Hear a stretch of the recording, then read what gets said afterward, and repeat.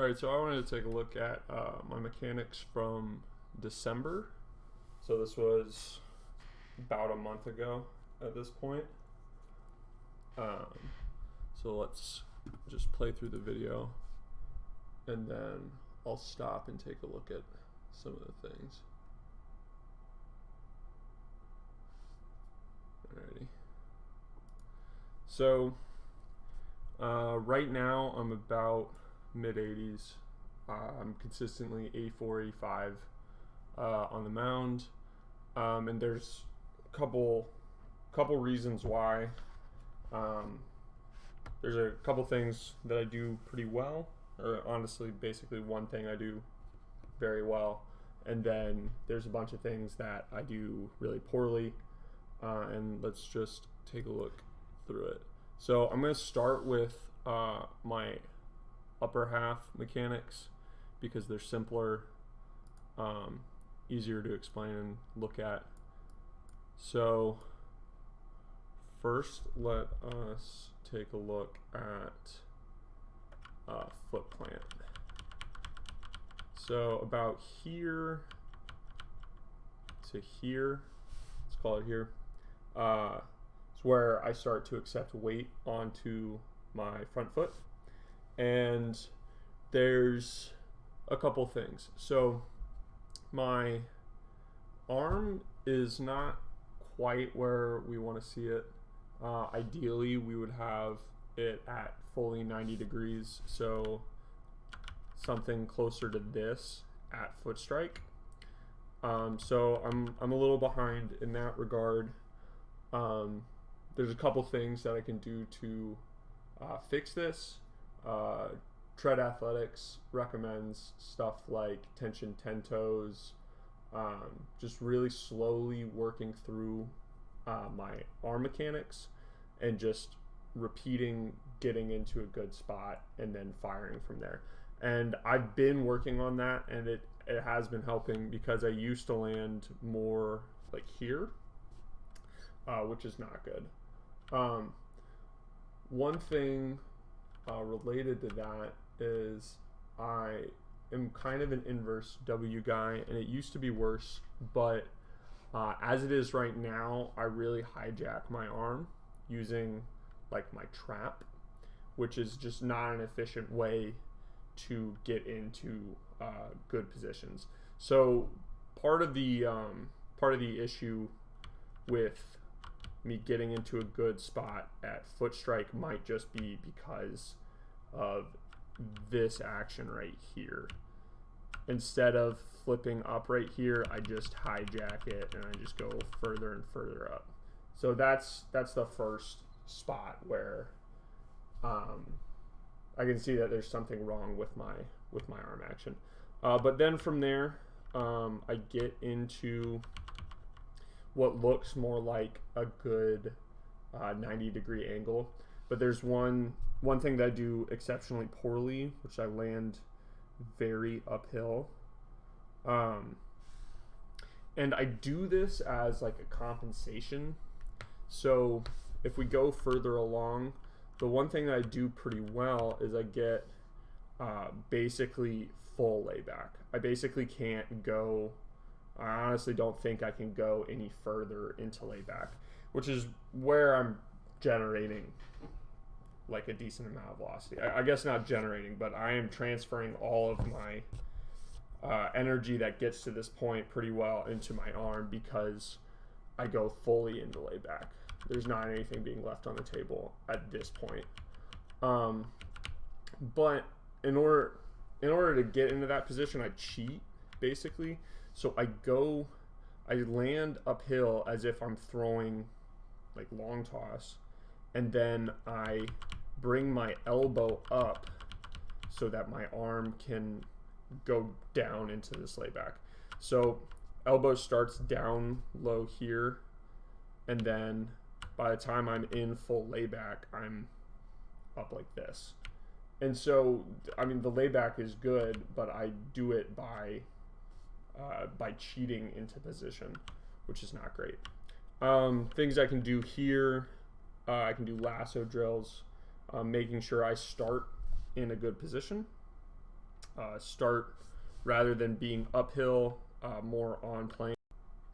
And so that's basically the stuff that I need to work on my arm action. But there is, going back to it, back at the very beginning, I have a really, really poor lower half mechanically. So first thing, I have the leg kick, it doesn't really matter. And then I get into a hinge position. I'm about here, and then the first sign of something's wrong, you can see is I start to go forward from this point, from this hinge. But we can see I'm not stacked at all over my back ankle. So if I drew a line from my ankle through my knee, it goes like this, which is really bad. Like that's not even close to where my head is. But if I'm going to be a little bit more generous and, you know, go from like about here, middle of the foot through my knee, it's still, there's still a decent separation. It's basically like my glove is stacked over my legs instead of my head. If we switch to Dustin May, we both throw from a pretty similar arm action or arm slot, but he is consistently like 15 miles an hour harder than me. We'll take a look at where he is at basically this point. So pretty similar spot here, but what we can see is that his foot to his knee to his head, much more stacked than me. And this leads into my biggest issue, which is I don't actually hold this hinge that I find basically at all. I just kind of immediately slide out of it. I get into a hinge, I'm kind of in the hinge here, and then I just hop right out of it. I just slide straight out. My leg begins to straighten. Whereas if, you know, we look at a hard thrower, you see that the hinge is maintained the whole time, and the stack is basically still there through the linear move. I'm not really connected at all into my back leg. I'm basically just, you know, falling forward at this point. So that's not very good. And then I have some, and that'll affect everything downstream too. So this is a huge problem for me. My hinge, my connecting with my backside, not fixing, or this still being a problem is creating problems downstream. This just fixing that could fix this timing potentially and other stuff too. And another thing I do kind of poorly is sequencing. So when I land, I'm about here, like from before. We look back at a hard thrower, Dustin May. He lands, well, first off, first thing that we can see is he's in that position that I want to be in with his arm. He's just in a better position, simply. But also, if we look at our hips, he's basically fully cleared through. His hips are basically square to home plate right now, or at least much more square than mine. My pelvis basically hasn't cleared at all. It's basically still facing forward. Compared to this line, it's probably like pointing this way. Whereas if we look at Dustin's, his is, you know, much further forward. And so what happens here is when I go forward, my foot plant, my upper body starts to fire forward too, but my lower body still is turning. So basically I get to the point where with front foot strike, everything is turning at the same time rather than having tension, rather than being more open with my pelvis and still very closed with my upper half. You can see that he's basically just finishing through and his arm is going through rather than me where everything is turning at the same time here. Going back to the initial hinge issue. So there's a handful of drills that I can do to make this better. There's step backs, find the hinge, and then I should focus on maintaining it, which is good to cue. But then there's also a relatively large limiting factor in that I am very weak relatively to where I have been throwing wise, or I mean lower body, like squat wise.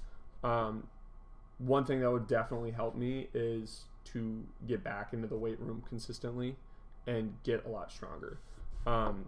Getting stronger, I'll have a better feel for where I am in space, and then I'll also be able to hold these positions better. I won't be too weak to hold the position well. Sequence wise, there's a couple things that I can do. One thing that I just saw a drill on was a lasso variation where it's very conscious to fire the hips first. That would probably work pretty well. So I would get into a position kind of like this, but like square. So let's go to Dustin. So I start in a position like this, and then have my hips square with my shoulders, and then I would fire my hips, and then I would do a lasso drill, just to get a really distinct sequencing going on. Another thing that would work pretty well would be quick picks. I've done those before, just kind of playing around with them, and I noticed they're basically as hard as walking windups for me, which is a pretty good indication that I don't sequence very well, given that my quick picks with all the plyos are basically as hard as my walking windups. So I'm going to incorporate those back into the mix to help with sequencing. And yeah, that's basically where I'm at right now.